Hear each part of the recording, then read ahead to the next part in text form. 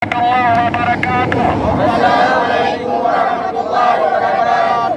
Kami atas nama umat Islam Aceh Kami atas nama umat Islam Aceh menyatakan sikap. Satu, Menolak kriminalisasi ulama. menolak kriminalisasi ulama. Dua, Dua, mendesak usut tuntas pembantaian 6 syuhada Laskar FPI di kilometer 50. Laskar FPI kilometer 50. Tiga, Menuntut agar para pembunuh Laskar diadili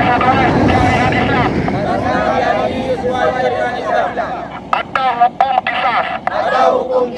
Empat, Mendesak pemerintah Indonesia